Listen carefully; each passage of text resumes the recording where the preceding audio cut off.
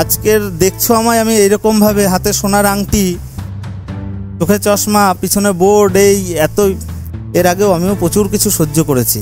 এগুলো হচ্ছে একটা জেদ, এমন জেদ, ইভেন আমার কথার টোনে তোমরা বুঝতে পারো কম বেশি যে না আমার হাল ছাড়লে চলবে না, করতেই হবে।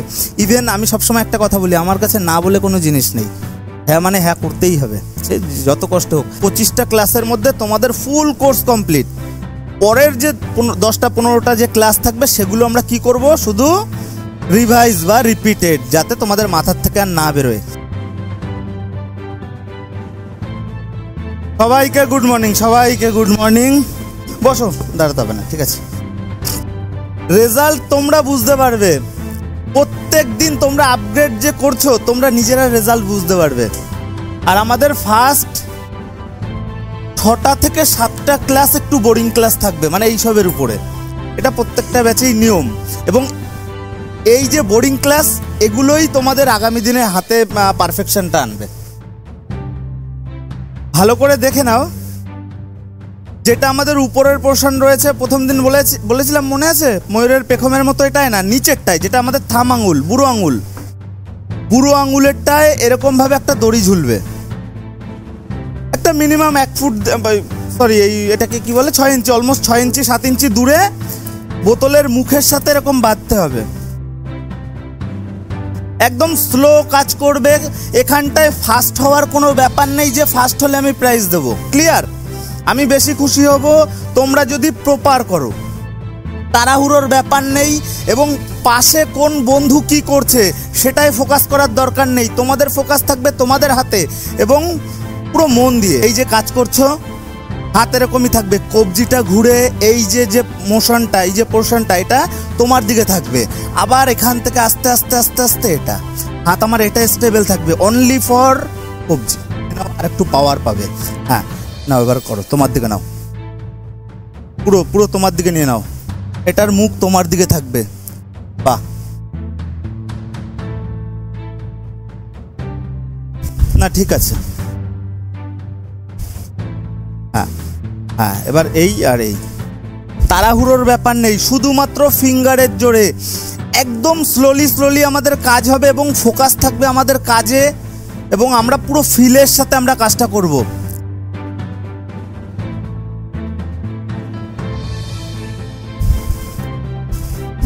আস্তে আস্তে সোজা করো, দেখি এইদিকে, এদিক করে সোজা করো। হ্যাঁ good, very good, very good. আরো স্লো করো, একটু বেশিক্ষণ ধরে ওয়েট করে করো। মানে কি, যখন আমার দিকে থাকছে আমি 3-4 বার করলাম, এবার আস্তে আস্তে আস্তে আস্তে আস্তে আস্তে যখন এরকম হলো তখন 3-4 বার করলাম, এরকম ফট করে করলাম, ফট করে ছেড়ে দিলাম, এরকম করলে হবে না। হ্যাঁ, এখানটায় না দিদি, এক সেকেন্ড, এটা চলে যাবে এই। এবার দেখো পুরো তোমার দিকে এসছে, এটা পুরো তোমার দিকে এসছে মুখটা, এই যে এর মুখ দেখো তোমার মুখে সোজাসুজি আছে, এবার এটা ফিক্স থাকবে। এবার আস্তে আস্তে হাতটা ঘুরিয়ে দাও, কবজিটা আস্তে আস্তে পুরো ঘুরিয়ে দাও, এই যে চালাও, বুঝতে পারছো? আবার এটা আস্তে আস্তে কোথায় যাচ্ছে, আবার তোমার মুখের সামনে, আবার আস্তে আস্তে, ভুল হলে আবার তখনই ব্যাক করে নেবে। হ্যাঁ একটু ঘুরবে, পুরো হাত ফিক্সড হয় না কখনো, হালকা শেক হয়, নো প্রবলেম, ঠিক আছে? আস্তে আস্তে এখানটায় হাত রেখে পারবেই না, এই নাও, এবার করো। ও হ্যাঁ, ওর জন্য ঠিক আছে, করো, এইটাই সমস্যা হবে না, করো। আবার সোজা করো, যতটা সোজা করা সম্ভব। পারফেক্ট, করো।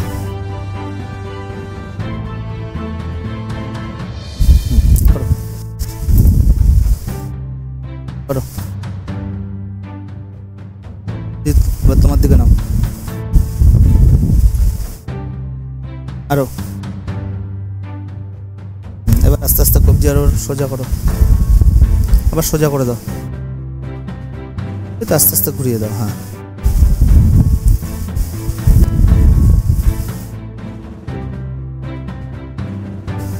বেশি করে প্র্যাকটিস করবে, ঠিক আছে? কারণ হাতে একটু উইকনেস রয়েছে।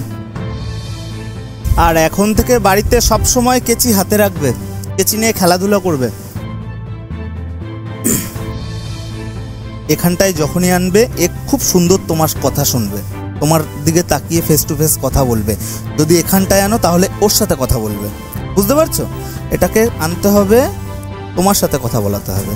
যখন কথা হয়ে গেল ব্যাস আস্তে আস্তে আস্তে আস্তে আস্তে আস্তে যা চলে যা। ক্লিয়ার? এটাকে চেষ্টা করবে এর থেকে এদিকে না আনার। পড়ে যাবে, আবার হাত দিয়ে আমি নিয়ে চলে আসবো। ও এখন কথা শুনবে না, যেহেতু তোমরা সবেমাত্র ওদের সাথে একদিন বন্ধুত্ব করেছো। যত টাইমিং বাড়াবে বন্ধুত্বের ভালোবাসা আরও বাড়বে। ও তখন তোমাদের মনের কথা বুঝিয়ে যাবে। ক্লিয়ার? যতক্ষণ না এই আঙুল এর সাথে টাচ করবে ততক্ষণ কষ্ট হবে। এবার চালাও। ক্লিয়ার? যদি এখানটায় ফাঁকা রাখো খুব কষ্ট হবে, মনে হবে এই আঙুল ভেঙে চুরে পড়ে যাচ্ছে। এখান থেকে শুরু করলে কিছুক্ষণ করলে করতে করতে করতে করতে করতে করতে পুরো ফেস টু ফেস হয়ে গেল। এখানটায় কিছুক্ষণ হলো, আবার হাতে এরকমই করতে করতে করতে করতে আবার এই। Clear? Chandni Chowk two China মুভিটা কে কে দেখেছো? এই তো সবাই দেখেছো। অক্ষয় কুমারকে একটা নর্মাল প্র্যাকটিস দেয়, কোনো লাভ নেই। তারপরে ওই যে ছুঁড়ে মারে, ওই একটা টেবিল ভেঙে চুরে একাকার হয়ে যায়। ও তারপরে দেখে। তোমাদের কিছুটা ট্রেনিং ওরকম টাইপের। এখন কিচ্ছু বুঝবে না, সময়ের সাথে সব বুঝবে। এই আমাদের বিউটিশিয়ান বা হেয়ার ড্রেসিং লাইনে সব থেকে টাফ যদি কোনো জিনিস থাকে সেটা হচ্ছে বয়েজ হেয়ার কাটিং। এর উপরে টাফ কোনো জিনিস নেই। যার কারণে আমরা বলেছি আমরা 15টা ক্লাস নেব শুধুমাত্র এই বয়েজ হেয়ার কাটিংয়ের। বাকি কি বলেছি, বাকি 10টা ক্লাসে A to Z ডিপার্টমেন্ট আমরা ক্লোজ করে দেবো। মানে 25টা ক্লাসের মধ্যে তোমাদের ফুল কোর্স কমপ্লিট। পরের যে 10টা-15টা যে ক্লাস থাকবে সেগুলো আমরা কি করব, শুধু রিভাইজ বা রিপিটেড, যাতে তোমাদের মাথার থেকে আর না বেরোয়। আর লেডিস হেয়ার কাটিং আরও সহজ, একদিনের তোমরা লেডিস হেয়ার কাটিং শিখে যাবে। যাই হোক, সেটা সময় বিশেষ কিছু সূত্র আছে, সেগুলো সময় বিশেষ। সব থেকে টাফ বয়েজ হেয়ার কাটিং, এবং আমাদের প্রথম অবস্থায় বয়েজ হেয়ার কাটিংয়েই প্রপার ফোকাস রাখতে হবে। কারণ এই বয়েজ হেয়ার কাটিংটাই আমাদের কি করবে, ক্লায়েন্ট মেনটেনেন্স করবে। যদি আমরা বয়েজ হেয়ার কাটিং না করি, শুধু আমরা আমাদের পার্লারে স্ট্রেটনিং স্মুথনিং রাখি, কোনো ক্লায়েন্ট আসবে না। যখনই বয়েজ হেয়ার কাটিং রাখবো তখনই 5 জন ক্লায়েন্ট আসবে হেয়ার কাট করতে। তার মধ্যে দেখা যাবে একজন স্ট্রেটনিং করছে, একজন স্মুথনিং, ক্যারাটিন, স্পা, যা আছে XYZ। আগে তারা আসবে কিন্তু হেয়ার কাটিং করতে, তারপরে ওগুলো ভ্যারাইটিস। সুতরাং আমাদের সব থেকে বেশি ফোকাস দিতে লাগবে হেয়ার কাটিংয়ে। ঠিক আছে? আমার একজন স্টুডেন্ট ছিল সিকিউরিটি গার্ড, 12 ঘন্টা ডিউটি, সপ্তাহে 3 দিন দিনে ডিউটি, সপ্তাহে 3 দিন রাতে ডিউটি, 12 ঘন্টা ডিউটি। মানে বুঝতে পারছো তো? ধরো সন্ধ্যা 6টা দিয়ে পরের দিন ভোর 6টা, বা সকাল 6টা দিয়ে বিকাল সন্ধ্যা 6টা। 12 ঘন্টা ডিউটির পরেও রেস্ট নিয়ে আমার বলা থাকতো পার ডে 2.5-3 ঘন্টা। ও 2.5-3 ঘন্টা করতে পারতো না, তবুও যত কষ্ট হোক 1 ঘন্টা করবেই করবে পার ডে। করতো যত কষ্ট হোক।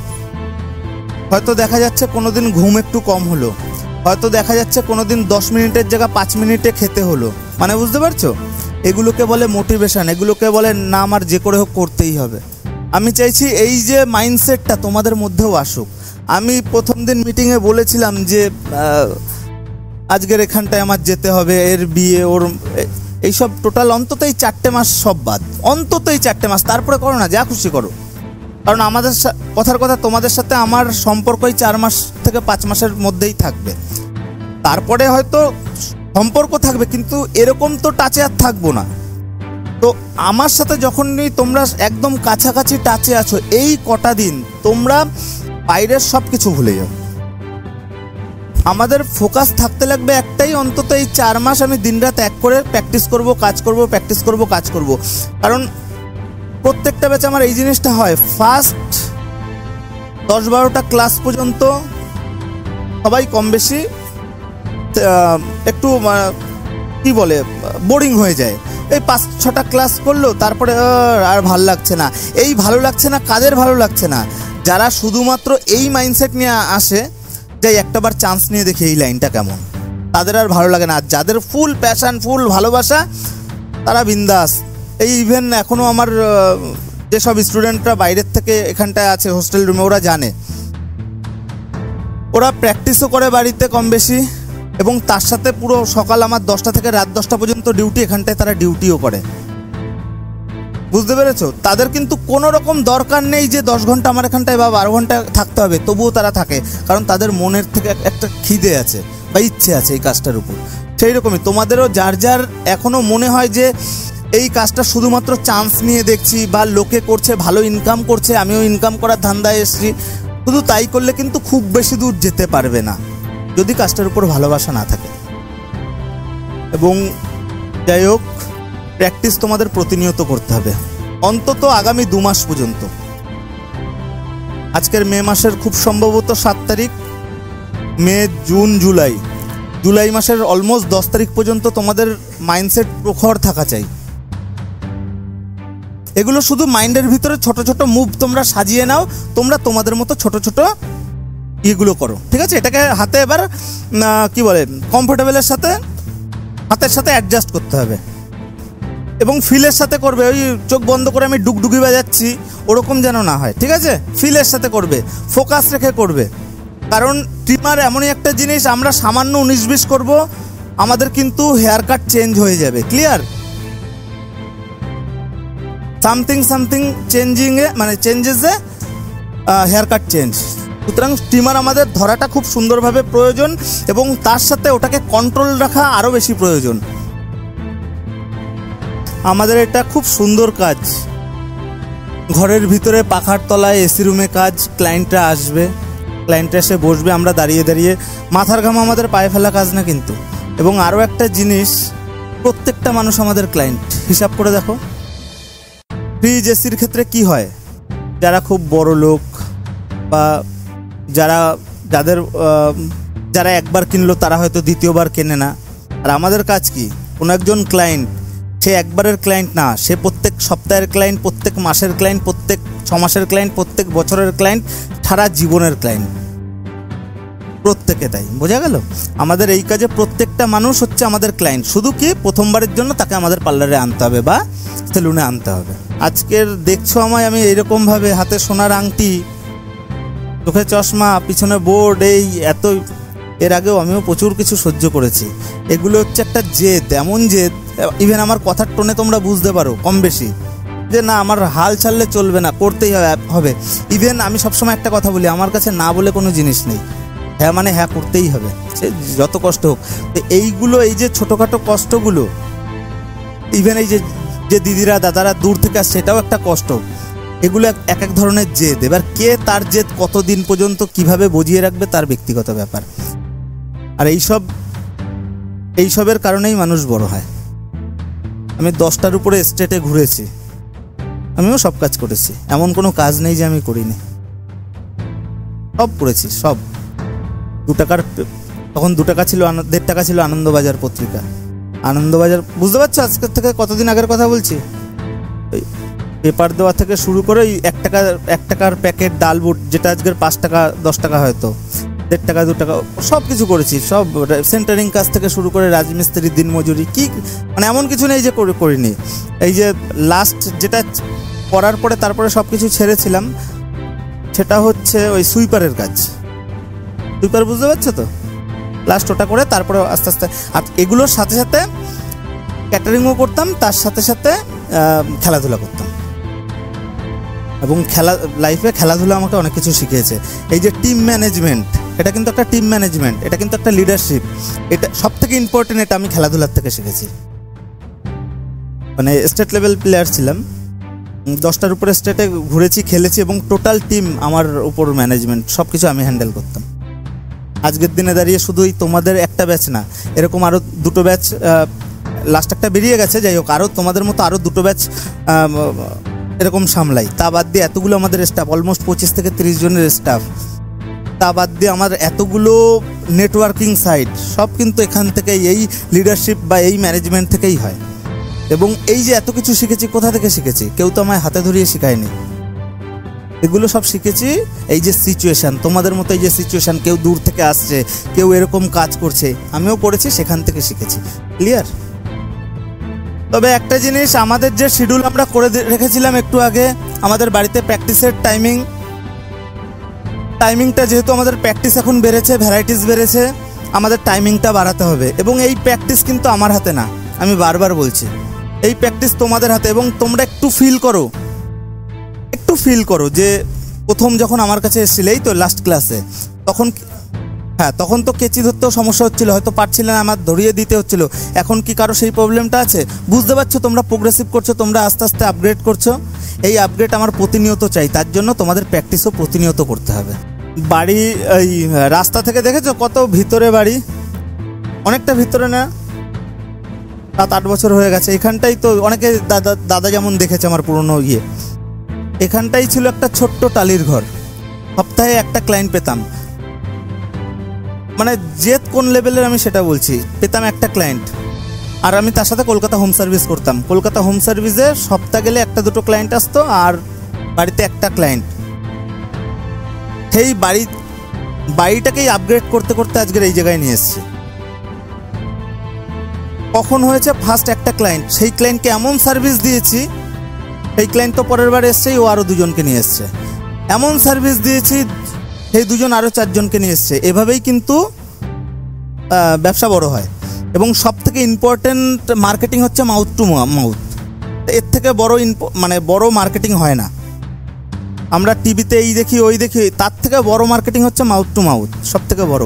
তো এই জিনিসটা আমার খুব হেল্প হয়েছে আজকের দিনে দাঁড়িয়ে। সেই একটা করে কাস্টমার জমিয়ে আজকের দিনে এই হাবড়া, অশোকনগর, গুমা যত ইয়ং ছেলে মেয়ে, রেইনবো নাম জানে সবাই, কিন্তু ম্যাক্সিমাম, যত বলতে ম্যাক্সিমাম ধরো 100%-এর মধ্যে 70-80% সব কিন্তু আমার রেইনবোর ক্লায়েন্ট।